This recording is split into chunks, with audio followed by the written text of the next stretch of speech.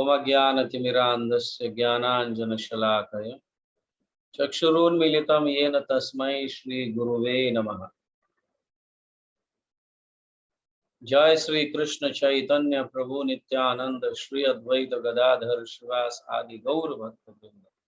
हरे कृष्ण कृष्ण कृष्ण हरे हरे, हरे राम राम राम हरे हरे, हरे कृष्ण कृष्ण कृष्ण हरे हरे, हरे राम राम राम हरे हरे, हरे कृष्ण कृष्ण कृष्ण हरे हरे, हरे राम राम राम हरे हरे। हरे कृष्णा। सभी भक्त लोग जन्माष्टमी की तैयारी कर रहे होंगे। जन्माष्टमी में सेवा करना, भाग लेना, व्रत करना, उपवास करना, इसकी बड़ी महिमा है। श्री कृष्ण स्वयं कहते हैं युधिष्ठिर महाराज को अपने अपने अपने जन्म के विषय में कह रहे हैं कि इस समय कोई उपवास करता है, जन्माष्टमी के सेवा में लग जाता है, जन्माष्टमी में भगवान को अभिषेक डालता है या फिर दर्शन लेता है भगवान का, उस दिन जन्माष्टमी के दिन या जन्माष्टमी के लिए 20 करोड़ लिखा है, 20 करोड़ एकादशी व्रत के समान एक जन्माष्टमी है। हाँ, भविष्य पुराण में लिखा है 20 करोड़ एकादशी अगर आप करोगे, जो फल मिलने वाला है उस एकादशी से 20 एकादशी नहीं, 20 करोड़। अच्छा ना, 20 लाख है तो 20 करोड़ एकादशी का फल एक जन्माष्टमी से लाभ मिलता है। तो उस जन्माष्टमी के लिए अगर आप सेवा में संलग्न हो, भले कोई भी हो सेवाएं, हाँ, या व्रत किया है, उपवास किया है, उपवास में भी अनेक प्रकार है, निर्जला है, सिर्फ जल पीकर उपवास है, या उपवास के सामग्री खाकर उपवास करते हैं एकादशी जैसे, या भगवान को अभिषेक डालते हैं, या भगवान का अभिषेक के समय दर्शन लेते हैं, ये सभी को व्रत कहा गया है। तो एक व्रत अगर ऐसा साल में एक बार आता है, एक व्रत अगर करेंगे तो 20 करोड़ एकादशी का फल मिलता है।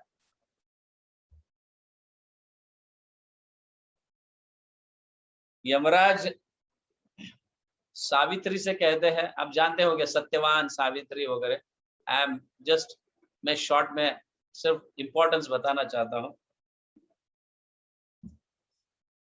और साथ ही साथ इस व्रत में 20 करोड़ एकादशी का फल ही नहीं, लेकिन 100 जन्मों के पाप भी नष्ट हो जाते हैं। एक एकादशी में एक जन्माष्टमी में व्रत करने से, सेवा करने से, दर्शन लेने से, अभिषेक डालने से या उनका श्रृंगार करने से 100 जन्मों के पाप नष्ट हो जाते हैं। तो हमारे जीवन में कितने जन्माष्टमी आते होंगे? हाँ, हमारे जीवन में कितने जन्माष्टमी आते होंगे?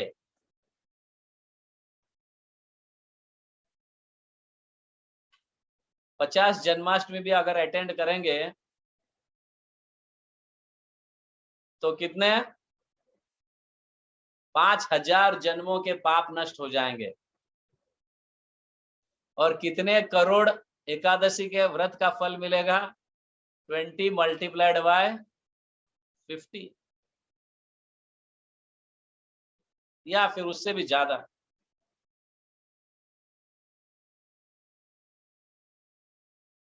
तो लेट्स अंडरस्टैंड कृष्ण कितने दयालु है, कितनी सुविधा देते हैं कि पतित जीवात्मा जो इस भौतिक जगत में गिरा है उसका उद्धार हो। हाँ, बार बार, कई बार हर युग में जन्म लेते हैं, बार बार संतों को भेजते हैं, भक्तों को भेजते हैं ताकि पतित जीवों का उद्धार हो। यदा यदा हि धर्मस्य ग्लानिर्भवति भारत अभ्युत्थानम अधर्मस्य तदात्मानं सृजाम्यहम्। धर्म की स्थापना हेतु भगवान अवतरित होते हैं भक्तों की रक्षा करने के लिए, या जीवात्माओं को भक्त बन जाए ऐसी सुविधा भी कर देते हैं भगवान। देखो, वो जन्म लेते हैं तो कितना लाभ है, और वो एक दिन का लाभ नहीं है, समझ गया। भगवान जन्मे उसी दिन या उस समय, भगवान जब तक है तब तक ही लाभ है ऐसा नहीं है। भगवान अंतर्धान होके अपने स्वधाम जाके 5000 साल से भी ज्यादा हुए, फिर भी जीवात्मा अभी भी लाभ उठा सकता है। ये भगवान की महिमा है। उठा देंगे नहीं? अभी जन्माष्टमी मनाएंगे तो कितने करोड़ एकादशी का फल, 100 जन्मों के पाप नष्ट, अभी भी हाँ, ये सब लाभ उठा सकते हैं। ऐसे नहीं कि भगवान जन्मे और कितने समय तक रहे, उनका दर्शन किया तो उन सब लोगों को लाभ हुआ और बाकी सब फिनिश नरक जाएंगे, ऐसा नहीं है। भगवान स्वयं जो है हम सभी के पिता है। हम सभी जीवात्मा पर वो बहुत दया करते हैं, हमारा सबका ख्याल रखते हैं, खास करके भक्तों का ख्याल रखते हैं, और उनके लिए बहुत बहुत सारे सुविधा उपलब्ध कराते हैं।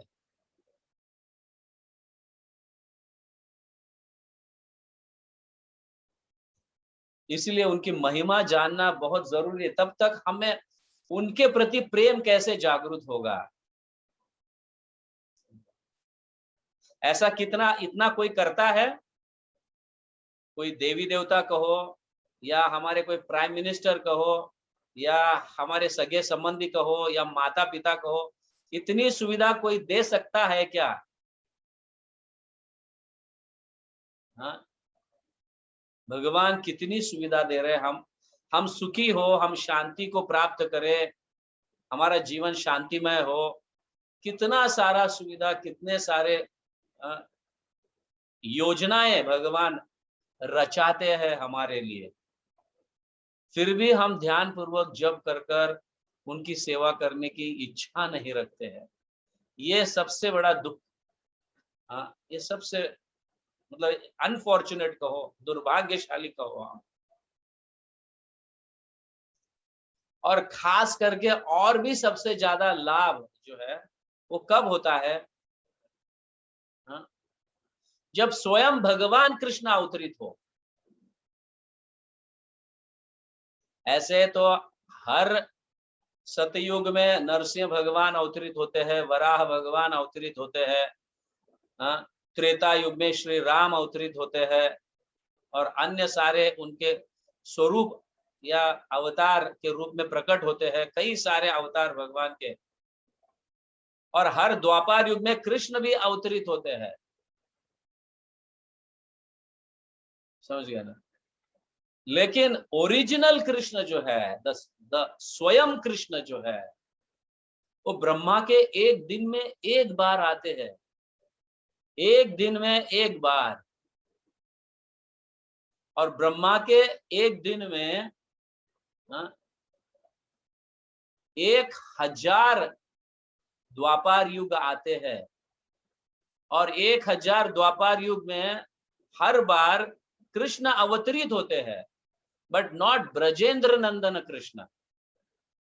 वसुदेव कृष्ण अवतरित होते हैं, या कृष्ण के अंश अवतरित होकर कृष्ण के नाम से आते हैं और धर्म की स्थापना वगैरह करते हैं।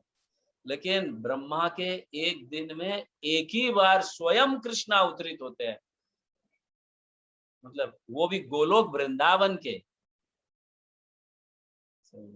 वृंदावन के कृष्ण अवतरित होते हैं ब्रह्मा के एक दिन में एक बार। और ब्रह्मा के एक दिन में 1000 कलयुग। वैसे ही रात में भी 1000 कलयुग, सॉरी, द्वापर युग। तो सतयुग, त्रेता युग, द्वापर युग, कलयुग, एक चक्र जो है ब्रह्मा के 24 घंटे में 2000 बार आते हैं। तो उस तरह से 2000 बार द्वापर युग भी आते हैं। रात में 1000 बार ब्रह्मा के, और दिन में 1000 बार।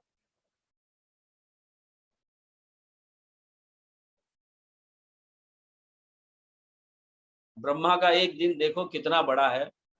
और ऐसे द्वापर युग में स्वयं कृष्ण एक ही बार अवतरित होते हैं। 2000 द्वापर युग में एक बार कृष्ण स्वयं अवतरित होते हैं। बाकी हर द्वापर युग में कृष्ण आते हैं, लेकिन उनके अंश आते हैं, विस्तार करते हैं वो। जैसे मथुराधीश, द्वारकाधीश वो आते हैं, बट ब्रजेंद्र नंदन कृष्ण जो है वृंदावन के, वो एक ही बार आते हैं। और हम कितने भाग्यशाली हैं कि 5000 साल पूर्व ओरिजिनल स्वयं कृष्ण अवतरित हुए थे। वृंदावन के कृष्ण अवतरित हुए थे गोलोक धाम से राधा रानी के साथ। और राधा रानी भी एक ही बार आती है। जब स्वयं कृष्ण आते हैं उस समय राधा रानी एक ही बार आती है, वो भी दिन में एक ही बार। ब्रह्मा के दिन में एक ही बार वो अवतरित होती है ब्रजेंद्र नंदन कृष्ण के साथ, वो भी बरसाने वाली श्रीमती राधा रानी। और अन्य समय, अन्य द्वापर युग में जब कृष्ण वसुदेव के रूप में या अन्य रूपों में कृष्ण अवतरित होते हैं, तो उस समय राधा रानी भी अपनी विस्तार कर कर वो अवतरित होती है, not original. So original Radha Krishna जो गोलोक धाम के है, वो ब्रह्मा के एक दिन में एक बार आते हैं, एक द्वापर युग में आते हैं। और वो द्वापर युग अभी गया 5000 साल पूर्व। हम कितने भाग्यशाली होंगे, देखिए आप। और ऐसे जन्माष्टमी महोत्सव में हम भाग लेते हैं, ओरिजिनल कृष्ण अवतरित हुए उनके जन्माष्टमी में जब हम भाग लेते हैं, तो कितना लाभ होगा, ये तो कल्पना के बाहर है।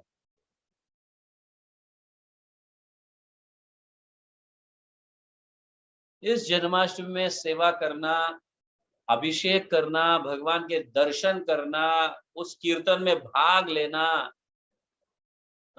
या व्रत करना, उपवास करना, कितना कितना लाभदायक है, you we can not imagine. तो वो सद्भाग्य हमें प्राप्त हुआ है, तो इस मौके का, इस मौके को क्यों छोड़े, इस मौके का फायदा उठाओ।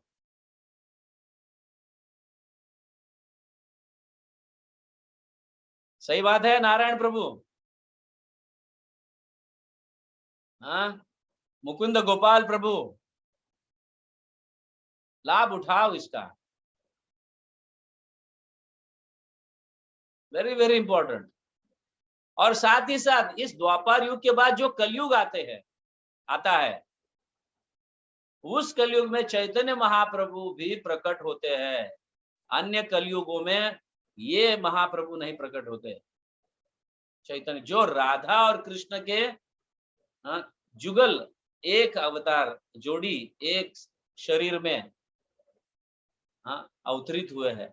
श्री कृष्ण चैतन्य, राधा कृष्ण ना ही अन्य। कितना लाभ है देखो। 500 साल पहले चैतन्य महाप्रभु प्रकट हुए, वापस राधा और कृष्ण एक होकर अवतरित हुए। कितना बड़ा बम्पर ऑफर है ये।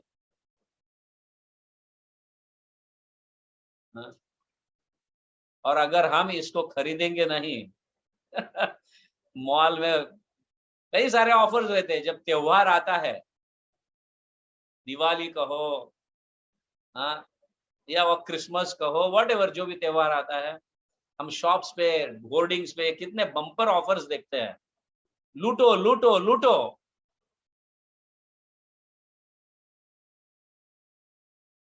तो संत महात्माएं, भक्तगण, आचार्य ये लूटने के लिए कह रहे हैं, लूटो। कितना है, भगवान ने कितना क्या नहीं दिया है। और खास करके ये द्वापर युग और ये कलयुग में कितना सरल, इमीडिएट हम भगवत धाम पहुंच सकते हैं, ऐसी सुविधा की गई है। तो इस जन्माष्टमी का लाभ उठाओ, सर्व, contribute your services by taking darshan, by chanting more rounds, by doing some services.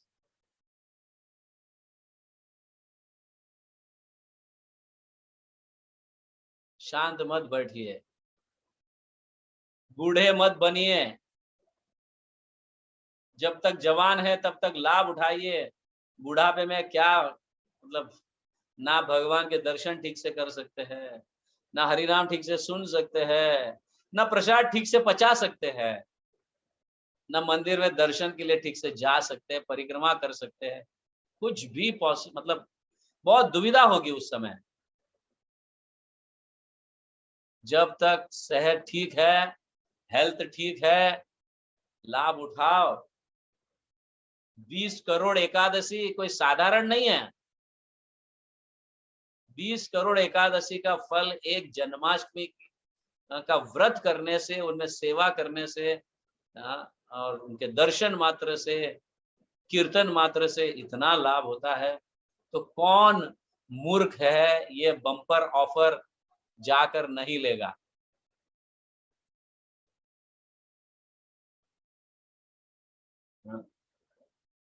So this is what it is. और क्या लाभ चाहिए बताइए, और क्या चाहिए। चैतन्य महाप्रभु तो उससे भी ज्यादा किए हैं। उन्होंने तो ऐसी चीज दी है, गोलोकेर प्रेम धन हरिनाम संकीर्तन। इतना सरल, हरिनाम संकीर्तन करने मात्र से आप गोलोक पहुंच जाओगे। बम्पर पे बम्पर, कितने ऑफर्स, बट हम इतने मूर्ख है कि हम समझ नहीं पा रहे हैं। क्या करें, इसे दुख होता है, कहने के लिए भी दुख होता है, तो क्या करें। So we should participate. It's very important. Janmashtami का लाभ उठाओ।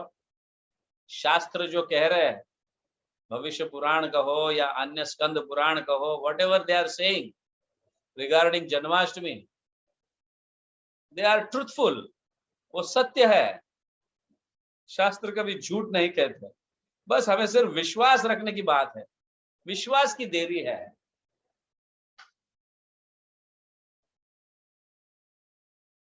विश्वास रखकर एक कार्य करो, हमें पता तक नहीं चलेगा कि हम कितने आगे भक्ति में बढ़े हैं।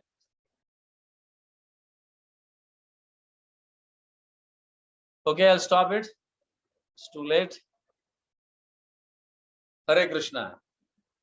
जगत गुरु श्रील प्रभुपाद की जय। जन्माष्टमी महोत्सव की जय। गौर प्रेमानंदे हरि हरि हरि नाम संकीर्तन की जय।